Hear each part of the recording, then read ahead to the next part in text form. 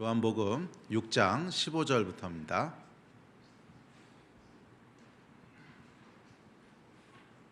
다 찾으셨으면 한 목소리로 15절부터 읽습니다. 시작. 그러므로 예수께서 그들이 와서 자기를 억지로 붙들어 임금으로 삼으려는 줄 아시고 다시 혼자 산으로 떠나가시니라.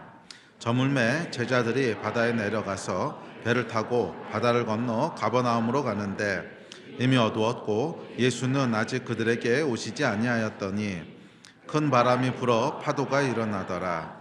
제자들이 노를 저어 시별이쯤 가다가 예수께서 바다 위로 걸어 배에 가까이 오심을 보고 두려워하거늘 이르시되 내니 두려워하지 말라 하신대 이에 기뻐서 배로 영접하니 배는 곧 그들이 가려던 땅에 이르렀더라. 아멘. 오늘은 지난주에 이어서 요한복음에 기록되어 있는 또 하나의 사건인 이 제자들이 바다에서 큰 풍랑을 만나는 이 사건을 살펴보려고 합니다. 사실 이 사건은 오병이어 사건 직후에 일어난 사건이죠. 그래서 요한복음 6장 전체의 주제가 뭐라 그랬죠? 육신의 떡과 생명의 떡. 그러니까 우리는 하나님께서 주시는 어떤 육신의 떡에 그 떡을 먹고 배부른 것에 만족해야지만 정말 하나님께서 주시고자 하는 더 큰 선물은 영원한 생명의 떡이신 예수 그리스도를 먹으라 라고 하는 것이 요한복음 6장 전체의 주제라고 했죠. 그래서 6장은 오병이어의 사건으로 시작되고 또 뒤에 이 오병이어 사건을 통해서 예수를 세상의 왕 삼으려고 했던 그 사람들에게 주시는 메시지로 이루어져 있습니다. 그리고 이제 오늘 등장하는 이 제자들이 바다에서 큰 풍랑을 만난 사건은 그 사이에 끼어 있는 그런 사건입니다. 자, 이 오병이어의 기적으로 흥분한 군중들을 피해서 예수께서는 산으로 가십니다. 그리고 제자들은 갈릴리 바다를 건너기 위해서 배를 탑니다. 이 똑같은 사건을 기록하고 있는 마태복음 14장에 보면 예수께서 즉시 제자들을 재촉해서 배 태워 보내시고 무리는 흩어 보내셨다고 기록합니다. 성경 같이 읽어볼까요? 시작. 예수께서 즉시 제자들을 재촉하사 자기 무리를 보내는 동안에 배를 타고 앞서 건너편으로 가게 하시고 무리를 보내신 후에 기도하러 따로 산에 올라가시니라. 저물매 거기 혼자 계시더니 예수께서 급히 재촉해서 제자들을 배 태워 보내셨대요. 왜 이렇게 급히 서두르셨을까요? 급히 서둘러 보내셨다고 되어 있는데, 그래서 급히 재촉하여 보내시고 사람들은 흩어 보내셨다고 기록합니다. 왜 급히 재촉하셨을까? 이유는 우리가 충분히 상상해 볼 수 있습니다. 아마 제자들도 이 군중들의 마음에 휩쓸려 버릴까 봐 염려하셨던 것 아니겠습니까? 이 오병이어의 사건을 경험하고 나니까 군중들이 어떻게 했어요? 흥분한 거예요. 와, 이분이라면 우리가 굶지는 않겠다. 그래서 예수를 데려다가 왕으로 추대하려고 막 그런 이제 움직임이 일고 있었는데 제자들의 마음도 별반 다르지 않았다는 거예요. 그래서 제자들의 마음이 이 군중들에게 휩쓸려 버릴까 봐 급하게 보내신 것으로 우리가 상상해 볼 수 있습니다. 그래서 급하게 너는 먼저 가 보내고 그 다음에 이 무리들은 흩어버리셨다는 거예요. 아마 제자들의 마음도 군중들과 크게 다르지 않았을 겁니다. 와, 우리 스승이 드디어 왕이 되시려나 보다, 이 생각하지 않았겠습니까? 당시 유대인들이 생각했던 메시아관에 의하면 아마 분명히 그렇게 생각했을 겁니다. 당시 유대인이 이제 기다리고 생각했던 메시아는 이스라엘이라고 하는 한 나라를 구원하는 정치적인 그런 구원자, 왕, 이걸 기대하고 있었기 때문에 그래서 백성들도 이분이 이제 예수를 세상 임금 삼으려고 했던 거고, 제자들도 그 당시에 살았던 유대인이기 때문에 분명히 비슷한 생각을 가지고 있었을 거예요. 그래서 예수께서 큰 기적을 행하시는 것을 보고는 와, 이분이 드디어 왕으로 세우심을 받나 보다 하는 기대를 했었을 것입니다. 그래서 실제로 마가복음 10장에 보면 야고보와 요한이 예수께 찾아와서 나중에 스승님께서 임금이 되시면 우리를 좌의정 영의정 되게 해주십시오 그 청탁을 하죠. 이게 시간상으로 보면 오병이어 사건 조금 뒤에 일어난 일이거든요. 그러니까 이 제자들이 무슨 생각을 하고 있었는지를 충분히 우리가 들여다볼 수 있습니다. 제자들도 역시 똑같이 생각하고 있었다는 거예요. 자, 이런 면에서 이 요한은 메시지를 상징을 많이 사용해서 전한다고 했죠. 그래서 요한복음 전체가 많은 상징들을 사용해서 메시지를 전달하고 있는데, 이런 요한의 기록 방식을 보면 폭풍으로 흔들리는 배는 유혹으로 흔들리는 제자들의 마음을 상징적으로 보여주고 있다고 그렇게 생각할 수 있습니다. 자, 그래서 오늘 요한복음 말씀을 통해서 우리 안에도 흔들리는 배는 없는지, 세상에 휩쓸리고 있는 마음은 없는지 하는 것들을 한번 살펴보면서 예수께서 우리에게 정말 주시고자 하는 참 생명이 무엇이고 참 말씀이 무엇인지를 다시 한번 새겨보기를 원합니다. 자, 먼저 살펴본 것은 산과 바다에 대한 것입니다. 자, 예수께서는 산으로 가셨는데 제자들은 바다로 갑니다. 자, 유대인들에게 산과 바다가 상징하는 것은 아주 명확했습니다. 아주 명확했습니다. 유대인들에게 산은 어떤 곳이냐면 여호와 하나님이 계신 곳이에요. 그게 유대인들의 산에 대한 생각입니다. 그래서 산은 어떤 곳이냐면 어떤 폭풍우가 오고 어떤 큰일이 있어도 절대 흔들리지 않는, 요지부동하는 그런 곳. 그래서 그것이 하나님의 보좌가 계신 곳이고 하나님이 계신 곳이라고 생각했습니다. 그래서 유대인들에게 산은 어떤 곳이냐면 하나님을 만나는 곳이고 산은 하나님이 계신 곳이에요. 그래서 여러분 구약 성경을 보면 어디서 하나님을 만납니까? 산에서 만나요. 모세도 시온 산에 가서 하나님을 만나고 또 그 구약에 보면 이방인들은 심지어 여호와를 산의 신이라고 생각했습니다. 산의 신이라고 생각해서 바다에서는 힘을 못 쓸 거야, 평지에서는 힘을 못 쓸 거야, 이런 식으로 오해하기도 합니다. 그래서 약간 유대인들에게 산이라고 하는 것은 굉장히 명확한 상징적인 의미를 가지고 있습니다. 대충 애매한 상징적인 의미가 아니라 유대인들에게, 특별히 구약의 유대인들에게 산은 아주 명확한 상징적인 의미가 있습니다. 그것은 여호와 하나님이 계신 곳 또는 하나님을 만나는 곳이라는 것입니다. 자, 이에 반해서 바다라고 하는 것은 또 어떤 것을 상징하고 있냐면 하나님을 떠나 타락한 세상을 상징하고 있습니다. 그래서 요한계시록에 보면 바다에서 짐승이 나오고 바다에서 용이 나오고 그러잖아요. 그러니까 이 바다는 뭐에 대한 상징이냐면 하나님을 떠난 세상에 대한 상징입니다. 그러니까 바다를 물질 세계의 상징이라고 보지는 마십시오. 단순히 물질 세계, 그걸 하나님께서 하여간 세상을 하나님 사랑하셨다고 하거든요. 그러니까 이런 물질 세계 자체가 악하고 타락했고 그런 건 아니지만 하나님을 떠나서 만들어내는 문화들, 하나님을 떠나서 진행되는 일들, 그러니까 그것을 이제 세상이라고 보통 우리가 부르는 거죠. 그것에 대한 상징으로 바다를 사용합니다. 그래서 이 바다는 어떤 곳이냐면 일단 통제가 안 되고요. 그 다음에 계속 파도가 일고요. 그런 곳이죠. 그래서 끊임없이 흔들리며 통제할 수 없다는 점에서 바다는 세상을 상징적으로 묘사합니다. 그래서 요나서에 보면 요나가 하나님을 피해서 어디로 도망가죠? 바다로 도망가죠. 왜냐하면 산의 신이니까 바다로는 못 올 거라고 생각하는 거죠. 그런 게 이제 깔려 있습니다. 그 당시 문화에 깔려 있는 거죠. 그리고 모세는 산에서 하나님을 만나고 그렇죠. 또 하나님의 보좌가 계신 곳은 거룩한 시온 산이고, 하여튼 그렇습니다. 자, 그래서 오늘 본문에 보시면 오병이어 사건 후에 예수께서는 어디로 가세요? 산으로 가세요. 그런데 제자들은 어디로 갑니까? 바다로 향하고 있습니다. 그러니까 이게 예수님과 제자들의 생각의 대조를 보여주는 거죠. 생각의 대조를 보여주고 있습니다.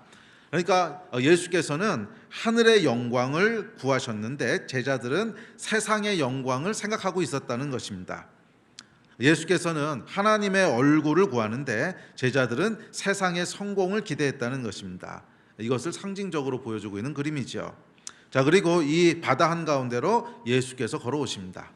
자, 그러니까 이 세상이라고 하는 상징을 조금 오해하실까봐 다시 한번 말씀드리면 세상 자체가 악하거나 세상 자체가 마귀거나 그런 건 아닙니다. 하나님 세상을 사랑하셨고요. 결국 보면 이 바다 한가운데로 누가 오세요? 예수께서 오세요. 그러니까 예수께서 이 세상을 통치하신다는 것입니다. 그런데 하나님을 떠난 세상, 그래서 하나님 없이 만들어내는 죄의 문화들, 타락한 세상의 어떤 진행되는 일들, 그것을 이제 바다라고 부른다는 거죠. 자, 이런 세상은 하여간 우리가 조심해야 될 어떤 대상이라는 것입니다. 자, 그래서 이 바다가 어떤 곳인지를 먼저 좀 살펴봅시다. 바다의 특징입니다. 바다는 앞서 말씀했듯이 하나님을 떠나 타락한 세상, 타락한 문화 또는 타락한 세상에 진행되는 일들, 이런 것입니다. 자, 바다는 어떤 것인가? 첫째, 바다는 위험합니다. 바다는 통제할 수 없습니다. 바람이 어디서 어떻게 부는지 보이지도 않고 예측도 할 수 없습니다. 오늘날에야 이제 과학 문명의 발달로 인해서 뭐 바람이 어느 쪽에서 부는지, 태풍이 언제 오는지 뭐 예측이 가능하지만 뭐 그 당시를 생각해 보십시오. 전혀 알 수 없는 것입니다. 언제 갑자기 바람이 부는지, 어느 방향에서 부는지, 얼마나 세게 부는지 전혀 보이지도 않고 예측도 할 수 없는 곳이 바다입니다. 배를 삼키려는 파도가 끊임없이 몰아칩니다. 한 파도 넘어서고 나면 다음 파도, 또 다음 파도 넘어서고 나면 또 다음 파도가 끝도 없이 몰려옵니다. 힘이 빠지고 탈진하지만 쉴 수 없습니다. 바다는 우리 사정을 봐주지 않습니다. 폭풍을 만나서 배에서 악정고투하고 있는데 아유 힘들지 5분간 휴식 뭐 그러고 다시 바람 부는 게 아니죠. 그러니까 바다는 우리 사정을 봐주지 않습니다. 잔인한 짐승 같습니다. 마치 우리 힘이 다 빠지기를 기다리는 그런 맹수 같습니다. 폭풍이 한번 몰아치기 시작하면 배 안의 모든 것을 버려야 합니다. 정신을 차릴 수가 없습니다. 마지막 순간이 오기 전까지는 어떻게 하든지 내 힘으로 해결해 보려고 하지만 바다는 그것도 용납하지 않습니다. 참 아이러니한 것은 바다는 먹고 사는 것을 제공하는 삶의 보고고 기회의 장 같지만 한번 몰아치기 시작하면 잔인합니다. 그렇죠. 그 당시에 이 갈릴리 근처에 살던 사람들은 어디서 먹고 살았겠어요? 당연히 바다에서 먹고 살았습니다. 그러니까 바다는 풍성한 먹거리를 제공하고 우리에게 삶의 기회를 제공하는 뭐 그런 것 같지만 한 번 바람이 몰아치기 시작하면 잔인해요. 우리의 모든 소유와 심지어 생명까지 거두어 갑니다. 또한 바다는 탈출할 곳이 없습니다. 이 바다 한가운데서 폭풍을 만나면 사방을 둘러봐도 그냥 망망대해지 어디로 벗어날 곳이 없습니다. 출구가 없어요. 세상이 이와 같다는 거예요. 하나님을 떠난 세상의 특징 중에 하나는 잔인하다는 거예요. 하나님을 떠난, 그러니까 죄가 관영하고 죄가 지배하는 세상의 특징은 잔인하다는 거예요. 위험하다는 거예요. 그래요. 우리 인생은 위험합니다. 세상은 통제할 수 없습니다. 한번 위기의 바람이 불기 시작하면 통제가 되지 않습니다. 뭐 통제가 되면 왜 위기겠어요? 통제하면 되는데 통제가 안 되니까 위기인 거죠. 도대체 이 바람이 어디서 불어오는 건지 보이지도 않고 예측도 되지 않습니다. 삶이라고 하는 인생의 배를 삼키려는 파도가 끊임없이 몰려옵니다. 한 파도 넘어서면 다음 파도, 또 다음 파도 넘어서면 그 다음 파도, 그 다음 파도, 끝도 없이 몰려옵니다. 힘이 다 빠져서 대응할 힘이 없어도 세상은 내 사정을 봐주지 않습니다. 기다려주지 않습니다. 뭐 암투병 해보신 가족이나 본인이 있다면 아실 거예요. 잠깐만 뭐 이런다고 기다려주는 게 아니지요. 세상은 잔인해요. 그냥 우리의 사정을 봐주지 않고 계속 진행합니다. 계속 기다려주지 않아요. 쉴 수도 없습니다. 끊임없이 파도와 사투를 벌이지만 세상은 마치 잔인한 짐승 같습니다. 그래서 이 계시록에 보면 세상을 짐승이라고 묘사하죠. 사냥감의 힘이 빠지기만을 기다렸다가 그 숨통을 딱 끊으려는 맹수. 유튜브에 보니까요, 이 얼룩말을 사냥하는 사자 영상이 하나 올라 있더라고요. 뭐 제가 찾은 건 아니고 알고리즘에 떴어요. 그래서 이 사자가 얼룩말을 사냥하는 걸 보니까 한 번에 잡는 게 아니더라고요. 처음에 사자가 확 덮칩니다. 덮치는데 그때는 아무 때나 무는 거죠. 아무 데나 무는 거예요. 뭐 등짝도 물고 다리도 물고 아무 때나 물어요. 그런데 딱 물잖아요. 그러면 이 얼룩말도 여러분 힘이 굉장히 셉니다. 뭐 사람이 그 발에 탁 차이면 죽잖아요. 굉장히 힘이 센 동물이기 때문에 벗어나기 위해서 약간 별의별 짓을 다 합니다. 막 고개를 막 이렇게 흔들고 다리로 막 발길질을 하고 뒹굴고 별의별 짓을 다 해요. 그런데 이 사자가 얼마나 힘이 세고 무시무시한지 한번 딱 잡잖아요. 그러면 절대로 못 빠져나가요. 얼룩말이 절대로 못 빠져나갑니다. 그래서 한참을 그렇게 붙잡고 있어요. 한참을. 그럼 얼룩말이 막 난리를 치다가 이제 힘이 서서히 빠집니다. 힘이 서서히 빠지면은 나중에 서 있지 못하고 이렇게 탁 넘어져요. 그러면 사자가 그때요 그냥 늑달같이 확 달려 들어가지고서 이게 목덜미를, 그러니까 숨통을 확 잡아채더라고요. 숨통을 물어서 숨통을 끊습니다. 세상이 꼭 이런 것 같아요. 우리가 막 난리를 치죠. 위기가 오면은 이 위기를 어떻게든 벗어나겠다고 이리 뛰고 저리 뛰고 여기 알아보고 저기 알아보고 마치 사자에게 붙잡힌 얼룩말처럼 난리를 치는데 벗어나지 못해요. 그러고 정말 잔인하게 붙잡고 있다가 힘이 빠지기만을 기다려요. 그래서 힘이 빠지면 그때 숨통을 끊는 세상이 마치 이와 같습니다. 한번 몰아치기 시작하면 배 안의 모든 것을 버려야 됩니다. 평생 모아놓은 재산도 명예도 건강도 뭐 심지어 생명까지도 한 번에 날아갈 수 있는 곳이 세상입니다. 인생의 모든 것을 이룰 수 있습니다. 이 바다는, 세상은 우리에게 성공의 기회와 의식주를 제공해 주는 것처럼 보이지만 한번 몰아치기 시작하면 위험하고 잔인합니다. 평생 쌓아온 삶의 모든 것, 잘못하면 생명까지도 앗아갑니다. 이 폭풍이 한번 몰아치기 시작하면 정신이 없습니다. 하나님을 찾을 여유조차 없어 보입니다. 이리 뛰고 저리 뛰고 마치 얼룩말처럼 날뛰지만, 마치 사자에게 물린 얼룩말처럼 발버둥을 치지만 탈출구가 없어요. 벗어나지 못합니다. 세상은 바다 같다는 거예요. 자, 세상, 바다의 첫 번째 특징은 잔인하다는 거예요. 위험하다는 거예요. 자, 두 번째 특징이 있습니다. 두 번째 특징은 이 세상이라고 하는 죄가 다스리는 구조 속에 한번 발을 담그기 시작하면 빠져든다는 거예요. 빠져든다는 거예요. 이 영화 같은 데 보면, 특별히 중국 무협지 같은 데 보면 이 무림 고수들이요, 무리를 탁탁탁 이렇게 걸어가는 거 보잖아요. 그래서 우리도 무리를 그렇게 걸어갈 수 있을 거라고 착각을 하지만 천만의 말씀, 어떤 사람도 그렇게 걸어가지 못합니다. 무리에 발을 내디디면요, 바로 빠져들게 돼 있지 무리를 밟고 걸어갈 수 있는 사람은 없어요. 사실 무리를 밟고 걸어가신 분은 인류 역사상 딱 한 분밖에 없었어요. 누구? 예수 그리스도. 그러니까 무리를 빠져들지 않고 걸어갈 수 있는 분은 예수님밖에 없지 어떠한 사람도 무리를 걸어갈 수는 없어요. 무리를 걸어갈 수는 없어요. 그냥 빠져들게 됩니다. 바다에 발을 내디디는 순간, 그 죄의 구조 속으로 발을 내디디는 순간 우리도 죄 속으로 빠져들게 됩니다. 예외는 없습니다. 처음부터 깊은 물에 빠지는 것은 아닙니다. 처음에는 얕은 곳에서 시작될 거예요. 이 정도야 이 정도는 누구나 다 하는 건데 이것도 안 하고 세상을 어떻게 살아? 관례인데 처음엔 그렇게 시작합니다. 그런데 발을 내디딜수록 더 깊게 빠져듭니다. 이렇게도 괜찮나? 염려가 되지만 멈춰지지 않아요. 바다는 모든 것을 빨아들이는 곳입니다. 그곳에 섣불리 발을 내디디지 마십시오. 섣불리 타협하지 마십시오. 바다는 걸어서 건널 수 없습니다. 그곳에 발을 디디는 자는 누구나 깊은 물속으로, 깊은 죄 속으로 빠져들게 됩니다. 자, 그런데 제자들이 이런 바다 한가운데로 뛰어든 거예요. 예수께서는 산으로 가시는데, 자, 앞서 얘기했듯이 산은 어디라고요? 하나님을 대면하는 곳이죠. 조용히 하나님을 만나는 곳입니다. 사실은 여러분, 제자들도 예수님을 따라 산으로 갔어야 되지 않겠어요? 하나님을 대면하는 곳으로 갔어야 되지 않겠습니까? 자, 그런데 어쨌든 간에 제자들은 바다로 갑니다. 그리고 성경은 보면 예수께서 보내셨다고 돼 있어요. 왜 산으로 안 데려가시고 바다로 보내셨을까? 아마 어쩌면 이들의 마음을 스스로 보게 하시기 위해서였는지 모르겠어요.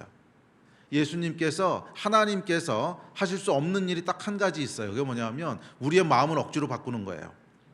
전능하신 분이셔서 모든 게 가능하시지만 사람의 마음을 강제로, 힘으로 바꾸는 것은 하지 못하세요. 하지 못하시는 게 아니라 하지 않으시기로 결정하셨어요.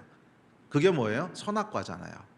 선악과는 스스로 생각하고 결정할 수 있는 자유를 주셨기 때문에 하나님이 스스로 결정하신 거예요. 내가 사람의 마음을 마음대로 힘으로 바꾸진 않겠다. 그런 존재로 우리를 창조하셨어요. 그래서 하나님께서 마음을 힘으로 억지로 바꾸시는 것은 안 하세요. 어쩌면 그런 이유 때문에 이들의 마음을 보게 하시고 마음을 돌이키게 하시기 위해서 아마 인류를 보내시지 않으셨을까, 그렇게 생각을 합니다. 그래서 실제로 성경에 보면 제자들이 오병이어로 인해서 마음이 둔해졌다고 얘기합니다. 한번 보실래요? 자, 시작. 배에 올라 가시니 바람이 그치는지라 제자들이 마음에 심히 놀라니 이는 그들이 그 떡 떼시던 일을 깨닫지 못하고 도리어 그 마음이 둔하여졌음이러라. 이 오병이어 기적을 통해서 떡을 먹고요, 마음이 둔해졌다는 거예요. 마음이 둔해졌다는 건 뭐냐면 영적으로 둔감해졌다는 거예요. 영적으로 둔감해졌다는 거예요. 그러니까 이들은 마음이 지금 뭔가 영적으로 둔감해진 거죠. 그리고 하나님께서, 예수께서는 이 둔감한 마음을 지금 변화시키시기 위해서 어쩌면 바다 한가운데로 보내셨는지도 모릅니다. 사실은 저희가 좀 두렵긴 하지만 우리의 영적으로 우리 마음이 둔해졌을 때 하나님께서 그것을 깨우시는 방법 중에 하나가 저는 바람인 것 같아요. 바람. 인생의 고난. 그게 없으면 마음이 계속 둔해져 있거든요. 그래서 많은 경우에 100% 그런 방법만 사용하신다 이렇게 얘기할 수는 없지만, 많은 경우에 보시면 하나님께서 인생의 폭풍과 바람을 허락하시는데 그 이유를 보면 마음이 둔해졌을 때예요. 마음이 둔해져 있을 때, 영적으로 둔감해져 있을 때 인생의 바람을 허락하셔서 그 바람을 통해서 다시 영적으로 민감해지도록 마음을 깨우시지요. 그래서 어쩌면 이 바다로 보내서 바람을 맞게 하신 것도 그런 이유가 아니었을까, 그렇게 생각을 해보게 됩니다. 저 어찌됐든지 간에 이 제자들의 마음은 예수님의 마음과는 딴 곳에 있었어요. 세상에 있었어요. 세상의 영광, 예수를 세상의 왕 삼고 싶은 마음이 제자들의 마음이었습니다. 자, 제자들은 하여간 바다로 갑니다. 그리고 이들의 생각과는 다르게 쉽게 갈 수 있을 것 같던 여정이 폭풍을 맞아서 지연됩니다. 자, 이 사람들이 누구였어요? 이 제자들 중 많은 사람들은 갈릴리 어부였습니다. 그곳에서 태어나서 그곳에서 자란 사람들이에요. 그 갈릴리 호수가요, 바다라고 부르긴 했지만 그렇게 큰 호수는 아닙니다. 가서 보면 바다라고 굳이 불러야 되나? 이렇게 보면 끝이 보이거든요. 그래서 어쩌면 이 요한이 아주 의도적으로 바다라는 용어를 썼을 거라는 생각도 해봐요. 그냥 갈릴리 호수라고 불러도 되는데 바다가 상징하는 게 있다고 했잖아요. 그래서 그런 상징적인 메시지를 위해서 일부러 아마 그 용어를 쓰지 않았을까, 이렇게도 생각해 봅니다. 자, 근데 약간 그렇게 큰 곳이 아닌데 거기서 배 타고 저쪽으로 건너가는 거 일도 아니죠. 늘상 하던 일입니다. 쉬운 일이에요. 그런데 생각처럼 되지 않습니다. 그래서 마가복음에 보면 이게 사경이 될 때까지, 밤 사경이 될 때까지 분투했다고 기록되어 있는데, 밤 사경이면 새벽 3시에서 6시거든요. 근데 출발했을 때가 저물기 전에 출발했다고 기록되어 있어요. 그러니까 해 떨어지기 전에 출발해서 다음날 새벽까지 사투를 벌였다는 거니까 이게 10시간, 12시간 이렇게 사투를 벌였다는 거죠. 어쩌면 이것을 위해서 예수님께서 바다로 보내셨는지도 모르겠어요. 너희 생각대로 될 것 같지? 쉽게 될 것 같지? 그 마음대로 안 돼. 마음대로 안 되는 일들, 이렇게 하면 쉽게 될 것 같은데 안 되는 일들, 어쩌면 그런 일들을 통해서 우리는 예수가 이런 분이시구나 하는 것을 깨닫게 됩니다. 제 인생에도 보면 항상 이 막히고 안 되고 힘들 때 제 영이 깨어나고 더 하나님을 알게 되고 더 하나님을 찾게 되고 그렇게 되죠. 만사형통할 때는 마음이 둔해지더라고요. 여러분은 안 그러세요? 만사형통할 때는 잠깐은 좋아요. 잠깐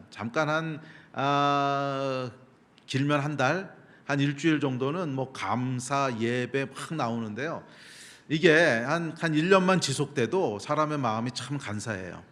참 간사해요. 이게 타락한 인간의 마음인데, 그 감사하고 모든 것을 풍족하게 하시는 그 하나님의 은총을 이렇게 쭉 유지하는 것은 생각보다 굉장히 어렵더라고요. 어려운 게 아니고 사실 저 불가능하다고 생각하는데, 이 타락한 죄의 몸을 입고 있는 이상은 전 거의 불가능하다고 생각하는데, 그래서 하나님께서 우리 삶 가운데 가끔은 생각대로 안 되지, 너희 마음대로 될 것 같지 하는 시간들을 주시는 것 같아요. 허락하세요. 그리고 그 일을 통해서 우리가 다시 하나님께로 돌아오게 됩니다. 차이간 이 풍랑 만난 제자들의 이야기도 아마 그런 것을 우리에게 전하고 있는 메시지가 아닌가, 그렇게 생각을 합니다. 요한이 전하고자 하는 메시지죠. 제자들이 예수님을 배신하고 떠난 건 아니었습니다. 이 오병이어와 생명의 떡에 대한 얘기는 바리새인들에게 하신 얘기가 아니거든요.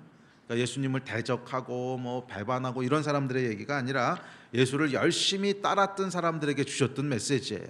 예수를 열심히 따랐던 사람들, 그런데 육체의 떡을 위해서 따랐던 사람들, 그 사람들에게 주시는 말씀이죠. 자, 그렇게 이 오늘 본문 말씀도 육체의 떡과 영의 떡을 구분하지 못하는 육적인 그리스도인, 또 세상의 성공과 영적인 성공을 구분하지 못하는 그런 육적인 그리스도인들에게 주시는 메시지일 것입니다. 자, 예수께서 행하시는 놀라운 역사를 보고는 바로 세상으로 뛰어들었습니다. 우리 스승님이 이런 분이야. 우리 스승님은 오병이어, 떡 5개와 물고기 2마리를 가지고 수만 명을 먹이셨어. 할렐루야. 할 수 있어. 네. 믿는 자들에겐 능치 못할 힘이 없느니라. 아멘. 그러고 믿음으로 뛰어듭니다. 비전을 가지고 뛰어듭니다. 많은 사람들이 이런 동일한 실수를 저지르지 않습니까? 마저 하나님은 위대하신 분이야. 마저 하나님은 대단하신 분이야. 능치 못할 일이 없느니라. 아멘. 그리고 믿음으로 비전을 가지고 뛰어듭니다. 자, 이 사람들의 특징은 뭐냐면 예수를 대적하는 사람들이 아니에요. 적어도 예수를 세상의 왕으로 세우려 합니다. 내가 이 사업을 크게 성공시켜서 하나님께 영광을 돌릴 거야. 내가 세상에서 이러이러한 일을 이루어서 하나님의 영광을 드러낼 거야. 저 높은 고지를 점령해서 하나님이 얼마나 위대하신 분인지를 나타낼 거야. 예수를 세상의 왕으로 세우려고 합니다. 저는 이것이 꼭 틀린 일은 아니라고 생각해요. 뭐 좋은 일이죠. 좋은 일이에요. 자, 그런데 문제는 그 배에 예수님이 없다는 거예요. 문제는 그 배에 예수님이 없으셨다는 거예요. 그러니까 이들은 예수가 없는 배를 타고 예수의 영광을 외치며 바다 한가운데로 뛰어드는 거예요. 참 아이러니하죠. 예수가 없는 배를 몰고 예수의 영광을 외치면서 바다 한가운데로, 세상 한가운데로 뛰어듭니다. 그리고 그 결과 감사하게도 생고생을 합니다. 할렐루야. 다음 절 읽어볼까요? 시작. 배가 이미 육지에서 술이나 떠나서 바람이 거스름으로 물결로 말미암아 고난을 당하더라. 생고생을 하게 됩니다. 자, 그리고 바로 이때 이곳으로 예수께서 오시지요. 고난 가운데 있는 제자들을 향해 바다를 발로 밟으면서 오십니다. 그리고 예수께서 배에 오르시자 어떻게 돼요? 곧 바람이 그칩니다. 다음 절 시작. 배에 함께 오름에 바람이 그치는지라. 그래요, 여러분. 예수께서 배에 오르실 때, 예수께서 우리 인생에 오르실 때 그때 바람이 그칩니다. 고난이 그칩니다. 자, 그렇다면 예수께서 배에 오르신다는 것의 의미가 구체적으로 뭘까요? 다음 구절 봅시다. 시작. 배에 있는 사람들이 예수께 절하며 이르되 진실로 하나님의 아들이로소이다 하더라. 자, 배에 있던 사람들이 모두 예수께 절했습니다. 뭐예요? 당신이 왕이십니다. 그거죠. 네. 자, 그러니까 예수를 배로 모신다는 의미는 예수를 내 인생의 왕으로, 내 삶의 주인으로 모신다는 말이에요. 성령께서 말씀하십니다. 예수를 세상의 임금으로 삼겠다고? 아니, 네 삶에 먼저 임금으로 삼아라. 세상에서 예수를 높이겠다고? 아니, 네 삶에서 먼저 높여라. 세상에서 예수를 높이려 하기 전에 먼저 우리 삶에서 예수를 높여야 한다는 거예요. 세상에서 예수를 왕으로 세우기 이전에 우리 삶에서 먼저 예수를 왕으로 섬겨야 된다는 거예요. 세상에서 예수께 영광을 나타내기 이전에 우리 삶에서 먼저 하나님이 영광을 받으셔야 된다는 것입니다. 예수께서는 여러분 세상의 왕이기 이전에 우리 삶의 왕이십니다. 우리는 너무 쉽게 세상에서 예수를 높인다고 말합니다. 너무 쉽게 세상에서 예수께 영광을 돌리려고 합니다. 크고 거창한 비전을 가지고 세상에 뛰어듭니다. 다 좋은 말입니다. 다 좋은 말이고 당연히 하나님이 세상에서 영광을 받으셔야 되고 또 당연히 세상 가운데 하나님의 이름을 높이는 것 하나님 기뻐하시는 일이고 다 좋은 일이에요. 다 잘못된 것도 아니고 다 좋은 일입니다. 그런데 문제는 예수께서 아직 내 삶에서도 왕이 아니시고 예수께서 아직 내 삶에서도 영광을 받지 못하시는데 과연 우리가 예수의 이름을 세상에서 영광되게 할 수 있을까? 아직 우리 삶 가운데서도 예수가 왕으로 높임을 받지 못하는데 과연 우리가 예수를 세상의 왕으로 추대할 수 있을까? 여기에 대한 질문이고 도전 아니겠습니까? 이런 실수들을 얼마나 많이 하는지 몰라요. 저도 그렇고 사람들도 그렇고 이런 실수들을 얼마나 많이 하는지 모릅니다. 좋은 일이에요. 정당한 일이에요. 당연히 하나님께 영광 받으실 것 같은 일이에요. 세상에 하나님이 왕이신 것을 드러내고 세상에서 하나님이 기뻐하시는 일들을 하고 빛과 소금이 되고 다 좋은 일들이에요. 다. 그렇지만 문제는 그렇게 하기 이전에 내 삶에서 먼저 하나님이 영광을 받으시고 계신가? 이 세상에 하나님이 통치를 선포하기 이전에 내 삶에서 하나님의 통치가 이루어지고 있는가? 여기에 대한 도전인 줄 믿습니다. 기억하십시오. 세상의 왕으로 예수를 세우기 이전에 우리 왕으로 예수님이 먼저 세워주셔야 되지 않겠습니까? 세상에서 하나님의 영광을 드러내기 이전에 내 삶에서 하나님이 먼저 영광 받으셔야 되지 않겠습니까? 예수는 세상의 왕이시기 이전에 우리 인생의 왕이십니다. 아멘. 예수를 배로 모신다는 것은 배에 있는 모든 사람들이 예수께 절했어요. 그러니까 배라고 하는 것은 요한이 상징적으로 우리의 삶과 인생을 보여주고 있는 거죠. 우리 삶에 예수께서 오르시니까 모두 다 절한다는 거예요. 우리 인생의 왕으로 예수를 영접하는 것입니다. 예수님, 당신이 내 인생의 왕이십니다. 내 인생의 키를 잡고 계신 분은 예수님이십니다. 오른쪽으로 갈지 왼쪽으로 갈지 누가 정해요? 예수님께서 정하십니다. 동쪽으로 갈지 남쪽으로 갈지 누가 정해요? 예수께서 정하십니다. 이 배가 어디로 가려고 하는지 목적지는 누가 정합니까? 예수께서 정하십니다. 얼마나 빨리 갈지 누가 정하십니까? 예수께서 정하십니다. 이게 우리 인생 가운데 우리 배에 예수께서 올라오신다는 의미가 아니겠습니까? 여러분의 배에는 예수께서 계십니까? 여러분의 배에 예수를 모시셨습니까? 만약에 우리 배에 예수님이 안 계시다면 어디로 가는지 얼마나 빨리 가는지 사실 의미가 없다는 거예요. 배에 예수를 모시셨습니까? 우리 배에 예수께서 오르실 때 바람이 그칩니다. 아니, 바람이 불어도 상관없어요. 바람의 주인이 나하고 함께 계신데 뭐. 아멘. 자, 예수를 배에 모시자 어떻게 됩니까? 21절입니다. 시작. 이에 기뻐서 배로 영접하니 배는 곧 그들이 가려던 땅에 이르렀더라. 자, 예수께서 배에 오르시자 배가 곧 그들이 가려던 땅에 도착합니다. 이 밤새도록 전문가들이 사투를 벌여도 한치도 앞으로 나가지 못했는데 이게 예수께서 배에 오르시니까 한순간에 목적지에 도착합니다. 자, 여러분 기억하십시오. 바람은요, 영으로 풀어야 돼요. 바람은 영으로 풀어야 돼요. 바람은 육체의 힘으로 해결하지 못합니다. 바람이 상징하는 바는 여러분 아시죠? 우리 인생에 있는 어려움들, 고난들, 앞으로 나가려고 그러는데 막히는 것들.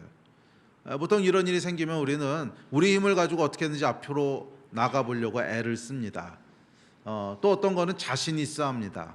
제자들이 그렇잖아요. 내가 여기서 평생 자란 사람인데 설마 이거 하나 못 건너가겠어? 열심히 노를 짓습니다. 그런데 해결이 되지 않아요. 바람은 여러분 영으로 풀어야 돼요. 바람은 영으로 푸는 것이지 바람은 우리 힘으로 푸는 것이 아닙니다. 바람 때문에 막힘이 있다면, 바람 때문에 여러분의 배가 앞으로 나가지 못하고 있다면 그 배에 예수님이 계신지를 먼저 확인해 보십시오. 내 배에 예수님이 계신가? 그분이 지금 이 배를 운전하고 계신가? 이걸 먼저 살펴보셔야 돼요. 그냥 무조건 앞으로 나가려고 하는 것은 도움이 되지 않습니다. 앞으로 나갈 수도 없어요. 예수께서 내 배에 오르셨다면, 정말 내 인생의 왕으로 오르셨다면 배는 어떻게 돼요? 곧 가려던 땅에 도착한다는 거예요. 곧 가려던 땅에 도착한다는 거예요. 아멘. 자, 또 하나 주목하여 볼 것은 가려던 땅입니다. 자기들이 가려고 했던 곳이 이제 가버나움이라고 묘사되어 있는데 이 땅이 제자들이 그곳을 선택해서 가려고 했던 건지 아니면 예수님이 글로 가라고 보내신 건지는 좀 애매합니다. 정확히 기록되어 있지 않아요. 아마 두 개가 같지 않았을까 생각을 합니다. 예수님께서도 글로 가라고 말씀하셨고 제자들도 이제 글로 가려고 생각하지 않았을까 이렇게 생각을 하는데 자, 어쨌든 간에 이 물리적인 목적지는 같았지만 영적인 목적지는 전혀 달랐어요. 물리적으로는 맞아요. 그곳에 가려고 했어요. 예수님도 그곳으로 보내셨고 제자들도 그로 가려고 했어요. 그런데 예수께서 의도하셨던 그리로 보냈던 영적인 목적지는 전혀 다른 거였다는 거예요. 우리의 삶도 마치 이와 같습니다. 물리적인 목적지는 하나님의 것과 같을 수 있어요. 하나님께 영광을 돌리고 또 예수 그리스도를 드러내고 복음을 전하고 또 하나님의 나라를 세우고 물리적인 목적지는 같아 보일 수 있어요. 그런데 영적인 목적지는 다를 수 있다는 것입니다. 그리고 그것은 우리 마음에 의해서 결정되는 거예요. 우리 마음에 의해서 결정되는 거예요. 예수님과 제자들은 같은 목적지를 향하고 있는데 물리적으로는 같은 곳을 향하고 있는데 마음은 동상이몽이었어요. 제자들은 뭐 하려고 그랬어요? 예수님을 세상의 임금으로 삼으려고 했고 예수께서는 아니 나는 네 인생의 네 영혼의 왕이 되길 원하는 거지 세상의 왕이 되길 원하는 게 아니야. 전혀 다른 목적지를 향하고 있었습니다. 그리고 예수께서 배에 오르셨을 때 비로소 이들이 가려던 땅, 저는 이것이 예수님이 목적하셨던 곳이라고 믿습니다. 그곳에 다다르게 됩니다. 곧 다다르게 됩니다. 여러분의 목적지는 어디입니까? 네, 우리는 모두 크리스찬이고 그리스도인입니다. 예수 따르는 사람들입니다. 당연히 바리새인들처럼 예수를 핍박하거나 반대하지 않습니다. 그래서 적어도 겉으로 드러나 보이는 물리적인 목적지는 좋은 것처럼 보일 수 있어요. 예수께서 가라 그러신 곳과 같은 곳일 수도 있어요. 하나님을 드러내는 일, 하나님께 영광 돌리는 일, 가난한 자는 돌보는 일, 사역이 될 수도 있고 선교가 될 수도 있고, 보이는 목적지는 다 같을 수 있어요. 겉으로 드러나는 모습. 그런데 여러분의 마음과 영혼은 어떻습니까? 여러분의 마음과 영혼도 역시 예수님께서 보내시는 것과 같은 마음으로 가고 있습니까?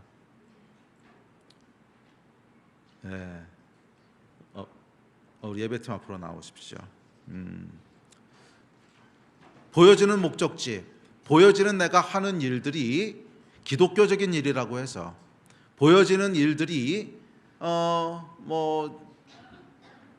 복음을 전하는 일이고 또 하나님을 드러내는 일이고 선교하고 사역하는 일이라고 해서 그것이 꼭 하나님이 보내시는 목적지와 같은지는 잘 몰라요. 그것은 우리 마음에 의해서 결정되는 거예요. 우리 마음에 의해서 결정되는 거예요.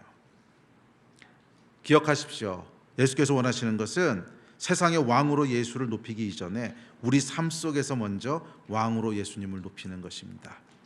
우리 삶의 키를 예수님이 잡으시는 거예요.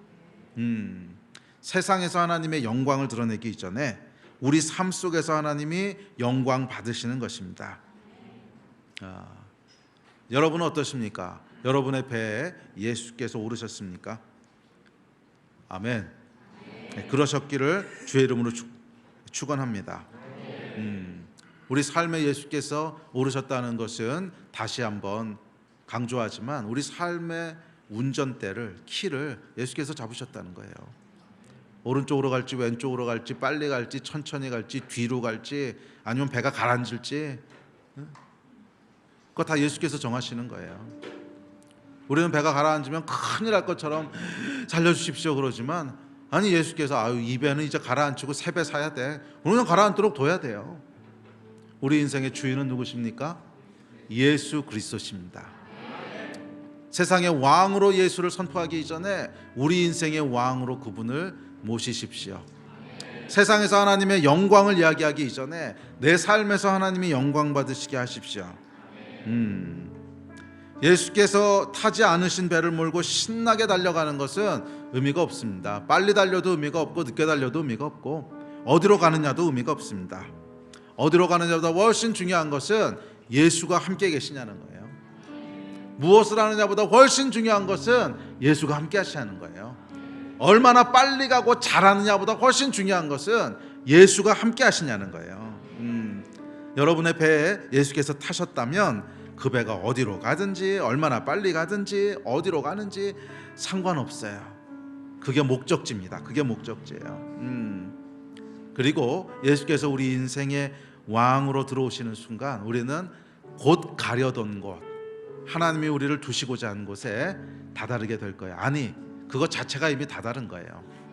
예수가 우리 인생에, 우리 배에 오르시는 것, 그것 자체가 어떻게 보면 하나님의 목적 아니겠습니까?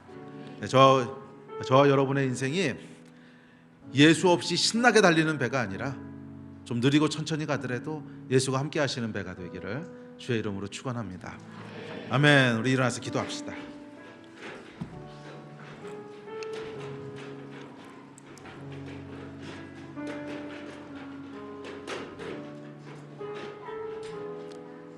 우리 함께 기도합시다.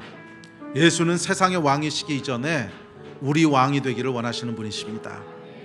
예수는 세상에서 영광 받으시기 이전에 우리 삶에서 영광 받기 원하시는 분이십니다.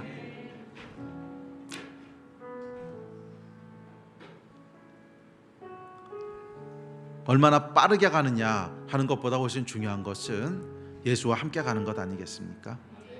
예수께서 우리를 보내신 것은 예수가 함께 하시는 배 그 자체예요. 그것이 하나님의 마음이고 목적입니다. 우리 이것 가지고 다 같이 한번 기도합시다. 주님, 그 예수께서 배에 오르셨을 때 배에 있던 모든 사람들이 절했대요. 우리도 오늘 예수 앞에 절합니다. 우리도 오늘 예수 앞에 절합니다. 내 인생에 좌정하여 주시고 내 인생의 키를 잡아주시고 내 인생의 왕으로 함께하여 주십시오. 주님과 동행하기를 원합니다. 주님과 함께하기를 원합니다. 아멘. 이 마음 가지고 우리 주여 한번 부르짖고 다 같이 합심해서 기도하시겠습니다. 주여,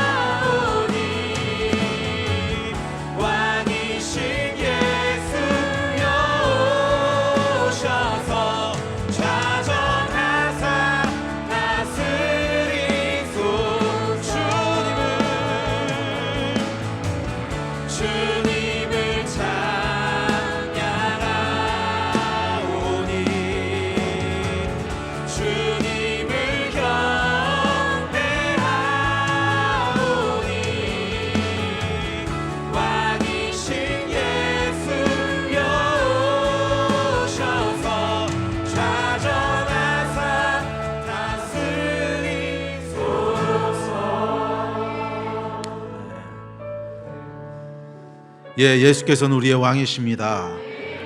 내 인생의 키는 예수께 있습니다. 주님 가라 하시면 가고 서라 하시면 서겠습니다. 동으로 가라 하면 동으로 가고 남으로 가라 하면 남으로 가겠습니다. 주님, 우리 인생의 왕으로 자정하여 주시옵소서. 세상에서 예수를 왕으로 높이기 이전에 우리 인생에 먼저 예수를 왕으로 높이기를 원합니다.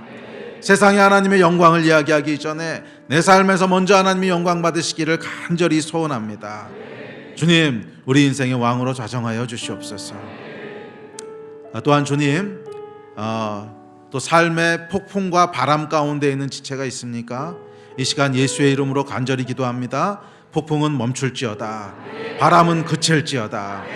그 인생에 예수가 함께하는 인생 되게 하여 주시고 그 배에 예수가 함께 탄 배가 되게 하여 주시옵소서. 이 복을 누리는 우리 성도님들 되시기를 다시 한번 간절히 기도하고 축복합니다. 감사합니다. 주 예수 그리스도 이름으로 기도했습니다. 아멘.